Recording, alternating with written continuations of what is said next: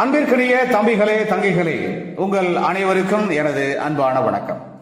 ஒவ்வொரு திருக்குறளின் மேன்மையான கருத்துக்களை இவ்வுலகெங்கும் வாழுகின்ற மாணவ மாணவியராகிய தாங்கள் அனைவரும் தெளிவாகவும் சிறப்பாகவும் அறிந்து உணர்ந்து உன்னதமான மேன்மையான ஒவ்வொரு திருக்குறளையும் அதில் சொல்லப்பட்டுள்ள உன்னதமான உயர்வான கருத்துக்களையும் நீங்கள் உங்களது தேர்வுகள் எழுதுவதற்கும் அதே சமயத்திலே அந்த மாண்புமிக்க மேன்மை தாங்கிய கருத்துக்களை கொண்டு உங்களுடைய வாழ்க்கை பயணத்தை, வாழ்க்கை பாதையை செம்மையாகவும் அன்புடனும் அறத்துடனும் மற்றும் ஆக சிறந்த அனைத்து விதமான திருக்குறளில் சொல்லப்பட்டுள்ள பண்பு நலன்கள் உடனும் அமைத்துக் கொள்ள உதவுவதே இந்த கருத்தாக்கத்தினுடைய நோக்கமாகும்.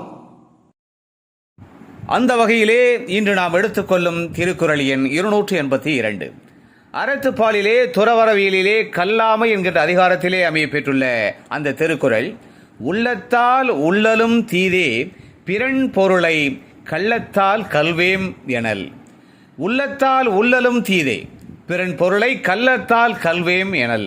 நாம் இப்பொழுது இந்த திருக்குறளின் வார்த்தைகளுக்கு தனித்தனியாக பொருள் காணலாம். உள்ளத்தால் உள்ளலும் என்றால் உள்ளத்தினால் நினைத்தாலும், தீதே என்றால் தீயதாகும்.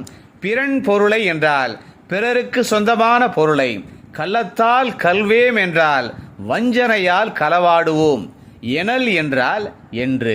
அதாவது பிறருக்கு சொந்தமான பொருளை வஞ்சனையால் களவாடுவோம் என்று ஒருவன் தனது உள்ளத்தினால் நினைத்தாலும் அது தீயது ஆகும் என்பது இந்த திருக்குறளின் அருமையான கருத்தாகும். நாம் இப்பொழுது திருக்குறள் சம்பந்தமான ஒரு தகவலை தெரிந்து கொள்ளலாம். திருக்குறளின் புகழ் பாடுகின்ற திருவள்ளுவ மாலையிலே இடம்பெற்றுள்ள நத்தத்தனார் பாடல் 1330 அருங்குறளும் பாயிரத்தினோடு பயின்ற பின் வேறு நூலை கேட்க வேண்டியது இல்லை என்று கூறுவதிலிருந்து திருக்குறளின் பெருமையையும் புகழையும் மேன்மையையும் நாம் அறிகிறோம்.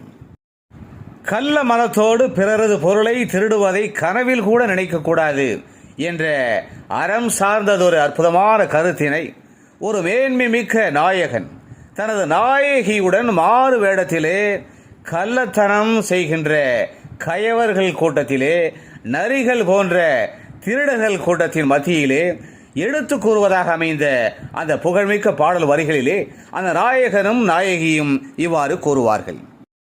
ஏ திருடி பிழைக்கின்ற கல்வர் கூட்டமே, காலமெல்லாம் வழிப்பறி கொள்ளையிலே ஈடுபடுவதும் தினம் தினம் கண்ணம் போட்டு திருடி பிழைப்பு நடத்துவதும் உங்களுக்கு தொல்லைகளைத்தான் உருவாக்கி கொடுக்கும். முடிவு உங்களுக்கு நன்மைகளை விளைவிக்காது.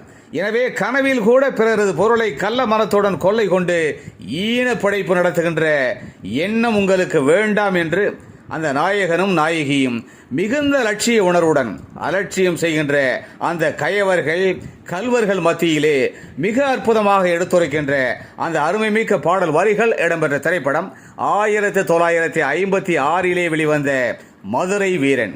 தஞ்சை என் ராமையா தாசியினுடைய அந்த அற்புதமான வரிகளுக்கு ஜி ராமநாதன் மிக அற்புதமாக அருமையாக இசை அமைக்க, ஜிக்கியுடன் டி.எம். சௌந்தரராஜன் பாடுகின்ற அந்த புகழ்மிக்க பாடல் வரிகள் இதோ என் குரலில் உங்களுக்காக.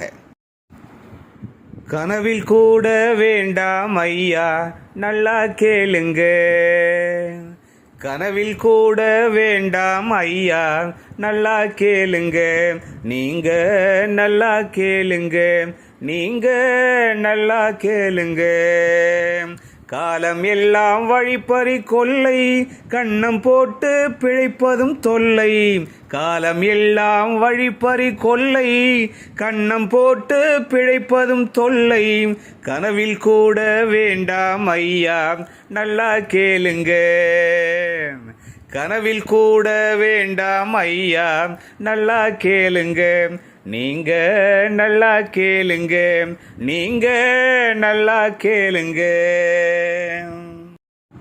ஆகவே அன்பு தம்பிகளே, தங்கைகளே, பிறருக்கு சொந்தமான பொருளை கள்ள மனம் கொண்டு வஞ்சனையால் களவாடுவோம் என்று ஒருவன் தனது உள்ளத்தினால் நினைத்தாலும் அது தீயது ஆகும் என்பதை தெளிவாக அறிந்து உணர்ந்து கல்லாமை தொடர்பான இந்த அற்புதமான திருக்குறளின் மேன்மைமிக்க கருத்தினை மனதிலே நிலைநிறுத்தி பிறரது பொருளுக்கு ஆசைப்படாமல் உழைத்து முன்னேறி வாழ்விலே பெருமையையும் புகழையும் அடைவோம். மீண்டும் ஒரு இனிய திருக்குறள், திருக்குறள் எண் 283. அந்த திருக்குறளின் பொருளோடு தொடர்புடைய இனியதொரு தமிழ் திரைப்பட பாடல் வரிகள், திருக்குறள் சம்பந்தமான சில தகவல்கள் ஆகியவற்றோடு நாம் விரைவில் மீண்டும் சந்திக்கலாம். அதுவரை அன்பு வணக்கம் கூறி விடை பெற்றுக் கொள்வது உங்களுடைய அன்பு அண்ணா முனைவர் கா. சிவசங்கர். மீண்டும் சந்திப்போம். நன்றி, வணக்கம்.